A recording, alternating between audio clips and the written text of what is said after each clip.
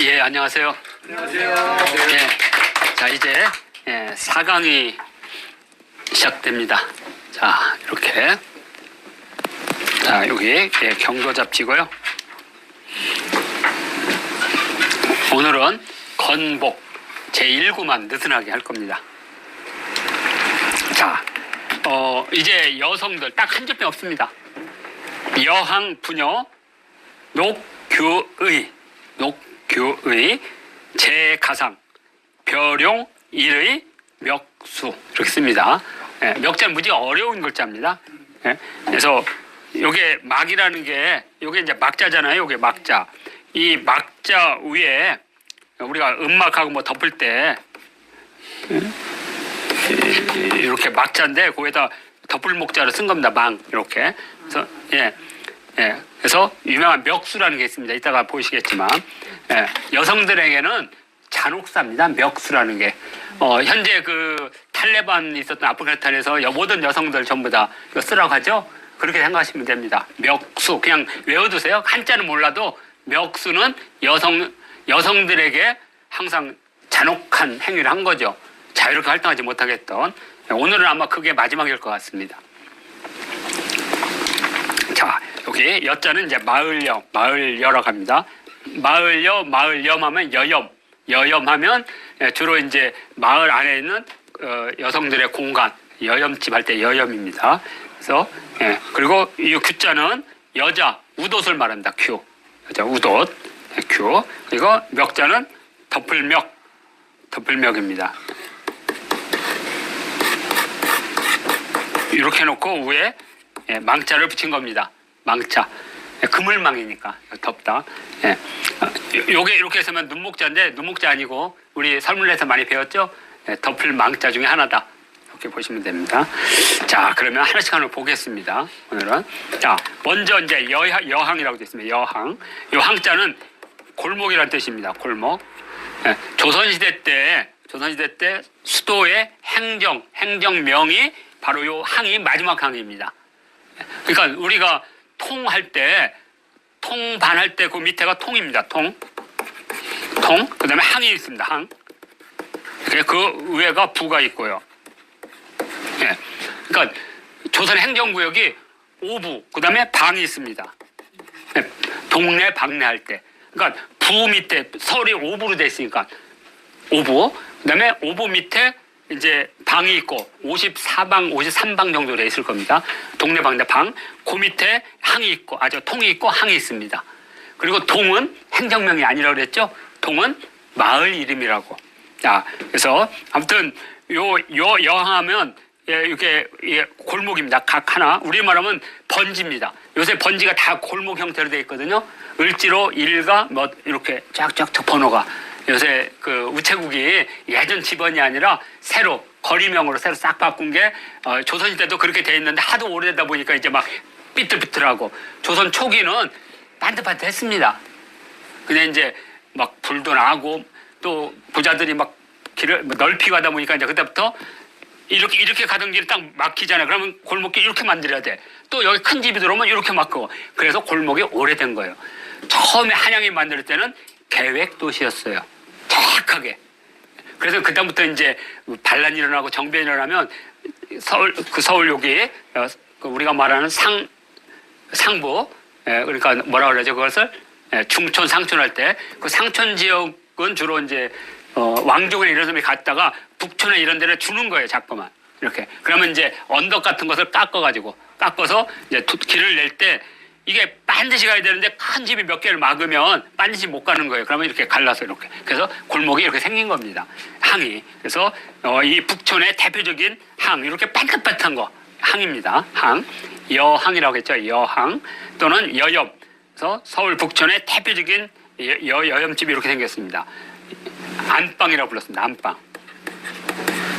이렇게 이런 형태로. 그래서 집에 들어가면 안방이 있고 그 안방으로 들어가는 바로 쪽에는 사랑채가 있었습니다. 사랑채.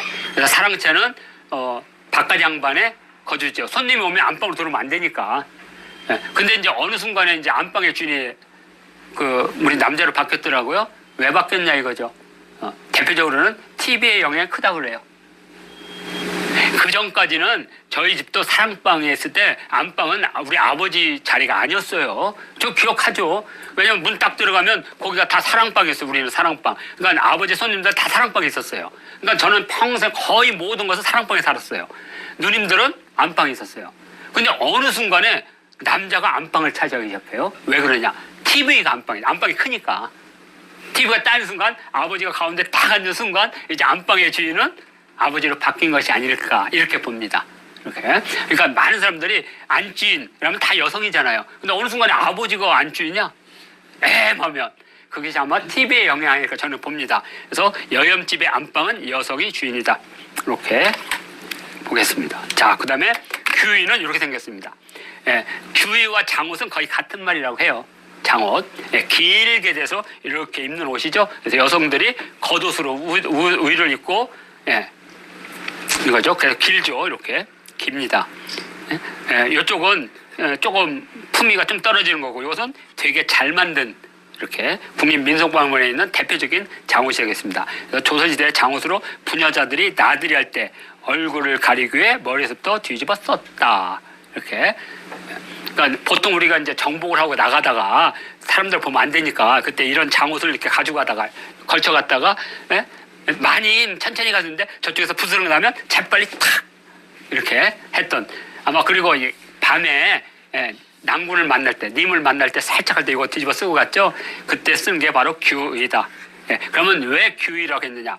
이 한자 규가 자신을 표시하기 위해서 나무를 우리가 말하는 사목이라고 하거든요. 종묘 사직할 때 사목. 사목을 보면 다 아는 거죠. 사목의 크기와 나무의 종류를 보면 얘는 어디서 왔는지 알죠. 얘는 뽕나무골에서 왔는지, 얘는 밤나무골에서 왔는지, 얘는 대나무골에서 왔는지를 그게 바로 사목입니다. 사목. 우리가 종묘 사직할 때 신목이라도 불렀죠. 신목. 그래서 주로 이제 장례식을 하면 자기가 해당되는 사목을 썼어요. 저는 기억합니다. 왜냐하면 저희 동네는 소나무를 죽으면 그 소나무 가지를 잘라서 여기를 회로 두르고요. 머리에 둘렀던 거예요. 지팡이도 소나무. 그 소나무에도 그냥 가지 있는 거 딱 잘라서 이렇게 하고. 근데 우리 외가 쪽은 대나무를 썼어요. 대나무. 대나무를 잘라서 대나무를 이렇게 하고. 그래서 외할아버지 돌아가실 때는 대나무로 치장을 했거든요. 근데 저희 부모님 돌아가실 때는 소나무. 그러면 어느 지역은 밤나무일 수도 있고 어느 지역은 무슨 나무가 있을까? 뽕나무죠. 그것을 우리는 사목이라고 하지 않았을까? 이렇게. 아무튼 그래서 이 규가 그겁니다. 그래서 자기 벼슬을 하고 여기에 어떤 그날 행사나 자기가 아뢰야 될 걸 적어놓는 거예요. 왜냐하면 이걸 가지고 왕한테 가면 큰일 나니까. 그래서 이걸 가지고 어디 누구 있는 사람이 이렇게 합니다. 그러면 전원관이라는 사람이 있어요. 전신관, 전원관. 그 사람이 이제 왕이 앉아있는 밑에 계단에 내려와서 거기서 들어서 알려주는 거예요. 전원관. 우리 역사에 보면 얘가 막 달려가지고 왕한테 가서 아뢰옵니다. 그 자체가 안 돼. 그거 자체가. 일반 신하들은 다 뜰에 있는 거예요. 뜰에 있고 요것은 감히 간날 수 없는 거예요. 여기는 허락받은 사람 아니면 못 갑니다. 그래서 높은 벼슬을 가진 사람은 위에 당까지 갈 수 있는 거예요. 당상이라고 불렀던 거고 아래 벼슬은 그 밑에 계단 2단으로 돼 있으니까 당이 항상. 그러면 그 아래에 가서 아릴 수 있는 거. 그걸 당하라고 불렀던 거예요. 당하. 당상 당하는 그렇게 구분하시면 됩니다. 일반 백성들은 감히 거기 딱 가는 순간 두 다리 잘리고 목 잘리고 팔다리 잘리는 거지 뭐. 근데 또 이런 말이 있더라고요. 그러면 왕이 가는 이렇게 어도가 딱 있는데 어로가 있는데 어도는 틀린 말이고 어로가 있는데 여기를 건너면 죽는다고 하더라고요. 그러면 근정전부터 저기 광화문까지 어로가 있는데 넘어갈 수가 없잖아요. 이것은 평상시는 그냥 돌이야. 내 임금님이 딱 조회를 하기 위해서 딱 나와서 딱 들어간 순간부터 여기는 신성한 공간이 되는 거예요. 신성한 공간. 이때는 넘어가면 안 되는 거예요. 그리고 임금이 딱 나가면 여기는 신성한 공간이 아니야. 이제 그냥 궁녀들 근데 밟지는 않지. 그래도 건너뛰어도 되지만 이때는 그냥 돌이야 돌. 근데 많은 사람들이 그 어디에 얽매 있는 것 같아. 여기는 뭐 건너면 안 된다고. 막 밟아도 됩니다. 그냥 돌이야 돌. 근데 임금님이 딱 오는 순간 여기는 어로가 되는 거죠. 어로. 가장 신성한 공간. 이런 식으로 역사를 해석하고 이해하시면 될 것 같습니다. 규의는 요거다. 그러면 어떻게 됐느냐? 바로 요겁니다. 이건 이제 김영태라는 그 화백께서 우리 한국화를 많이 그리셨어요. 막 세시풍속이나 뭐 이런 것들 그 가운데 여성들이 규율을 어리다 하고 나들이 하는 모습 이거죠. 자, 하여튼 이걸 보면 정확하게 그런데 또 이제 다른 쪽에는 이제 다른 규의가 있습니다. 이거 이제 근대 현대지 현대 지금 보는 거고. 예. 그래서 우리 전통놀이에서는 이분이 그려놓은 한국화 갤러리가 많은 도움이 됩니다. 그러니까 민속도 많이 그렸지만 우리 전통놀이, 민속놀이도 많이 그리셨어요. 그래서 예를 들어서 우리가 막 이제 민속 할 때 이렇게 막 뭐 머리털 태우기 이런 거 할 때는 자료가 없어요. 그림 자료가 없어. 그러면 누구 거? 바로 왜곡 김현 선생님의 민속화 자료를 갖다가 봐야 됩니다. 그러니까 이분이 새시기를 보고 민속화를 많이 그리셨다 이렇게 보시면 됩니다. 자, 이제 멱수입니다. 멱수. 가릴 멱, 얼굴수. 얼굴을 가린다. 여기 신윤복의 대표적인 멱수죠. 그 다음에 여러 풍속화의 기생나들인데 여기도 멱수를 하고 있죠. 장옷으로 얼굴을 가리고 있잖아요. 이게 바로 멱수입니다. 그러니까 외워두시면 돼. 얼굴 가리개 또는 멱수. 얼굴을 가린다. 멱수 이렇게 외워두시면 좋습니다. 그러면 요 멱수의 인문학적 성찰만 하고 오늘은 끝나는 거 하겠습니다. 그래서 제가 멱수의 이웃사촌이라고 했어요. 그러니까 여성들에게 있어서 멱수와 같이 바깥 나갈 때 얼굴을 가리게 하는 이런 때 이게 어떻게 보면 여성을 보호하는 것 같지만 실질적으로는 외관에 얼굴을 보여서는 안 된다고 하는 여성들을 단속하는 그래서 나중에 보면 여성의 집들이 전부 다 가리잖아요. 담으로 못 나가요. 그래서 우스갯소리가 뭐예요? 왜 저기 널뛰기를 했냐 했더니 남의 집. 네, 남의 집. 그리고 왜 그네? 이렇게 해야지 저 멀리 동산. 그건 다 이제 거짓말 그냥 우리가 우스갯소리를 하고 여성들의 잔혹사는 멱수에서 결정나는 겁니다. 여성들을 하나의 틀 속에 갖추려고 하는 것. 그래서 그 멱수에 이웃 사촌이 4개가 있다 이거죠. 첫째 수절. 절개를 지킨다는 말. 그다음에 그 분기를 이기지 못하고 서방님을 따라가서 열려. 예. 그다음에 청상과부. 이것도 따로따로 해드리겠습니다. 그리고 미망인. 그러니까 미망이란 말 쓰면 안 되는 거예요 요새. 누구누구의 부인이나 누구누구의 아내, 남편이라고 해야 됩니다. 근데 아직도 미망이라고 쓰더라고요. 어제 미망인 오셨다고. 그거 개무식한 거예요. 개무식한 거. 진짜. 여성들한테 그건 완전히 폭탄 던지는 거예요. 너는 남편 죽었는데 왜 아직 안 죽었냐고 하는 거예요. 이거 있을 수가 없는 겁니다. 예? 그래서 아니 절을 하면 안 돼. 좋은 남자 만나서 빨리 가야 돼. 저희 할머니도 공주댁이신데 공주에서 오신 분이야. 댁이란 말이 땅이란 뜻이에요. 공주라는 땅에서 오신 분. 공주댁. 그런데 이렇게 아이를 유복자인데 우리 동네 뽕 많잖아요. 뽕 따는데 지나가는 청년이 이쁘니까 휘파람으로 유혹한 것 같아. 안 쳐다봤으면 됐는데 딱 쳐다본 거지. 근데 요게 있으니까 아무 말 하다가 요 아이를 딱 나니까 그다음에 뭐라고 했어요? 아니 사실 공주로 돌려보내야 되는 거 아니야. 그래가지고 대접배 목매에서 돌아가셨어. 진짜로요? 그러면 우리 동네 가면 연례문이 있어요. 정례문이라고. 이게 여성들의 대표적인 잔혹사예요. 그게 수절입니다. 수절 지켜야 돼. 네? 그래서 막 우리가 농담을 하잖아요. 그 남편이 죽으면 그 시어머니가 제일 먼저 물려주는 게 뭐예요? 바늘이잖아요. 바늘.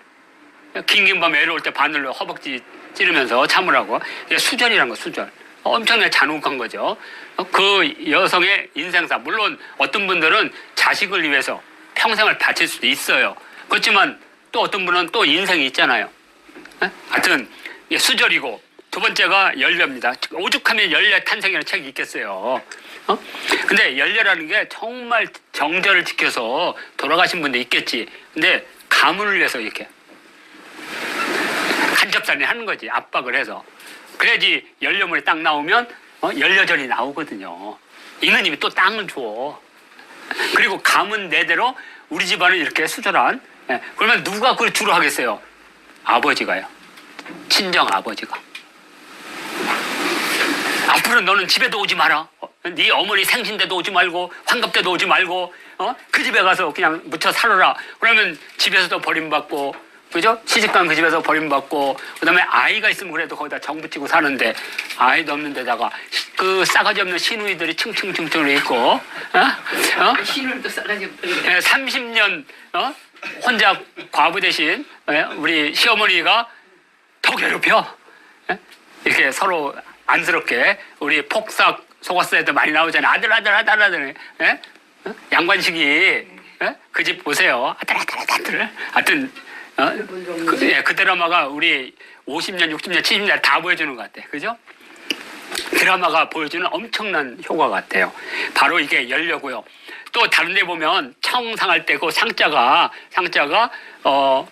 그 혼자 된 여성상이라고 하지만 그 원래 뜻은 서리상에서 온 거예요. 서리상. 그러니까 청상은 뭐냐면 20대 초반에 시집을 갔는데 남편이 죽은 거예요. 그러면 청춘이잖아요. 근데 이 사람은 따뜻한 방에 있으면 안 돼요. 따뜻한 방에. 어디에요? 차가운 서리반에서 살아야 돼. 지금 남편은 땅 밑에서 지금 차가운, 주검이 차가운 땅 속에 있는데 어떻게 따뜻한 일에서 아주 차가운데 거적 깔아놓고 그 추운 겨울밤에 어들어들 떨면서 살아야 돼. 이게 청상입니다. 그리고 과부는 뭐냐? 이렇게 내가 보니까 네이버 사전에 보니까 홀로 된 여자라고 되어 있더라고요. 그 뜻이 아닙니다. 과라는 것은 원래 임금이 쓰던 말이에요. 임금이. 과인 할 때는 상대적으로 내가 덕이 부족해서 니들 말을 못 들으겠다. 그러니까 니들 말 좀 잘 들어. 그러니까 임금이 상대방을 보고 겸양하기 위해서 과인이라고 하는 거예요. 과인. 내가 덕이 적어서 흉년이 들고 난리가 나서 미안하다. 니들이 좀 힘 좀 써라. 이때 과인이라는 말 쓰는데 주로 이게 이제 송나라 때 오면 여성들이 남편이 일찍 죽는 것은 여성이 팔자가 사나워서 죽는다 해서 과부라고 부른 거예요. 그러니까 청상과 과부는 써서는 안 되는 용어죠. 자, 그 다음에 이제 가장 나쁜 거. 미망이라고 하죠. 안일미자에다가. 그래서 여기 혼례대첩이라는 사극이 잘 보여주고 있습니다. 이 시어머니나 이 사람들이 이 여성을 막 빨리 수절하면서 빨리 죽으라 가잖아요. 근데 이제 이분이 이제 밖에 나가서 매파가 되는 거잖아요. 나중에 이제, 그 총각하고 아주 사랑해서 해피엔딩으로 끝나는데 요 여성이 바로 청상이에요. 시집가서 얼마 되지 않아서 아니야 시집간 게 아니지 남편이 어디 갔는지 일단 갔는데 없어. 시집 갔는데 그날 없어. 하여튼 그 드라마를 되게 재밌게 만들었던 하나 같습니다. 그래서 멱수와 같은 것들 이런 개념들이다. 그래서 이런 것들은 써서 안 된다. 써서 안 돼. 우리가 이제 남녀 평등이나 또는 근대 시민으로서 가져야 될 것들은 왜냐면 봉건사에서 이게 당연한 거잖아요. 그냥 막 썼잖아요. 그렇지만 지금은 써서는 안 된다는 거죠. 적어도 한 번 생각하면. 그리고 지금도 이제 제가 가끔 이렇게 골프 이런 거 하는 거 보면 그 탤런트가 그냥 자연스럽게 나 요번에 홀인원을 했는데 머리 얹혔다고. 머리 얹혔다는 말이 뭐예요? 13살, 15살 애들이 기생수업을 받아요. 기생수업을 받아. 그러면 이제 기생수업을 봐서 이제 기생에 이제 입기를 하면 이를 보여줄 후견인을 잡아요. 더 많은 후견을 잡아줘. 어머니가 김오라고 하는 어머니가 그때 그 후견인이 처음 신혼을 초례를 치르는 것을 머리 얹힌다고 하는 거예요. 그래야지 이제 그때부터 여성들이 나는 이제 처녀가 아니고 이제 기둥이 있다는 거, 기둥서방이 들어서 그때 머리를 얹어주는 거예요. 가채라고 해서 가발 이렇게 이쁘게 하잖아요. 그런 말 쓰면 안 되는 거예요. 그런 것들이. 근데 지금 우리가 많이 써요. 또 하나는 뭐예요? 처녀비행이란 말. 아니 비행하면 처음 비행이지 왜 처녀비행이야? 그러면 총각비행도 있어야지. 그러니까 우리가 근대 시민으로 산다는 것은 이런 것들을 계속해서 안 쓰고 평등한 평균적인 용어를 자꾸 보편적 용어를 쓰려고 노력하는 거죠. 노력하는 거. 그래서 멱수와 같은 수절, 연려, 청상, 과부, 미망인 같은 용어들이 갖고 있는 의미를 정확하게 알자. 그래서 이 멱수를 특별하게 이렇게 제안했고, 자, 오늘이 이제 건복이고, 이제 2차부터는, 2회차부터는 이제 풍속이 계속 이어집니다. 자, 이렇게 해서 제 4강 마치도록 하겠습니다.